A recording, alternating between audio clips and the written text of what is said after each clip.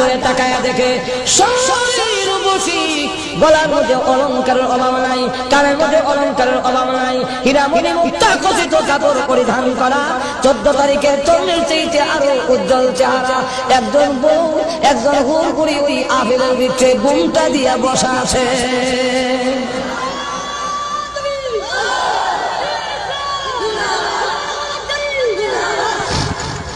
এইভাবে দেখা গেল। এমনি বললেন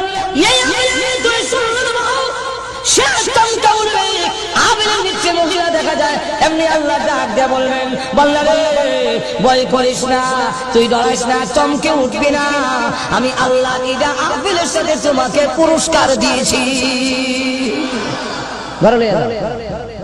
মার্কেটে গেছে হেসে দিল মাজন নাই, কাপড় চোপড় দোকান বাগানে অলঙ্কার হাতি যা আছে সব লটকে যাচ্ছে।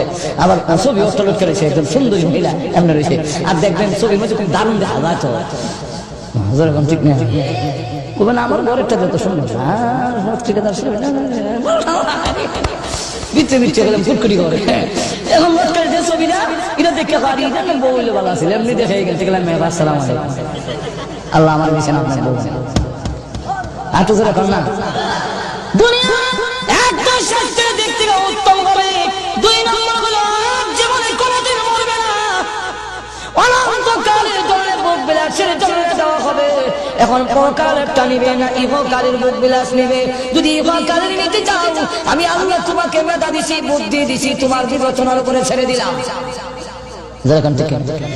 অন্য প্রাণীরা আল্লাহর হুকুম না মানলে লগে লগে সাথে সাথে আল্লাহ দরিলায় গাছের জবান থেকে যখন আল্লাহর জিকির বন্ধ হয়ে যাবে, তাফসীরের কিতাবে লেখে গাছের মরণ হয়ে যায়।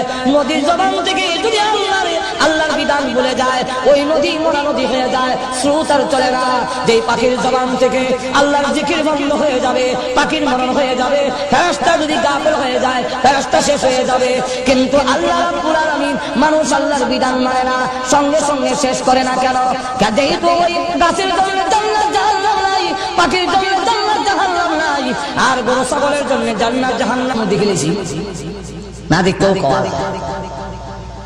কারণ আমাদের 2 জন আব্বা, 2 জন বাবা। একজন হলেন আমাদের বংশীয় বাবা, উনি হলেন আদম আলাইহিস সালাম।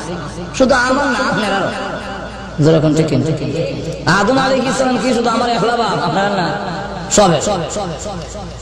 আরেকজন হলেন আমাদের রুহানি আব্বা, উনি হলেন বিশ্ব হলেন আমাদের রুহানি আব্বা।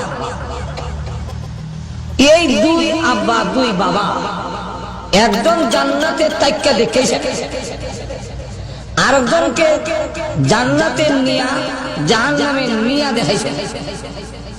যেরকম ঠিক নেই মেরাজে রাত গেছিল না দুনিয়াতে, উনি স্বপ্নে তো অনেকবারই গেছে, আর নামাজে তাইক্কাও অনেক সময় আল্লাহ দেখাইছে।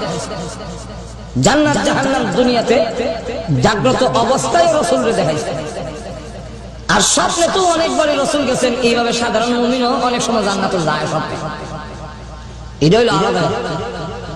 কিন্তু রাসূলকে এই পৃথিবীর থেকে সশরীরে জান্নাতে নিয়া জাহান্নামে নিয়া দেখাইছে।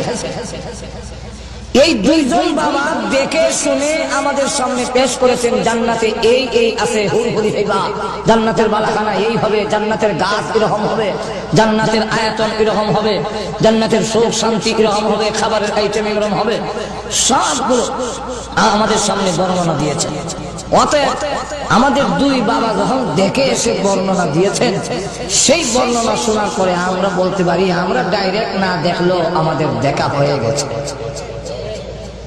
যেমন এক ছেলে বিদেশ থেকে বিয়া করছে না, হলো আইবো এবার আইয়া বিয়া করবে, তার মা বাবা তার লাগে কন্যা দেখে রাখছে।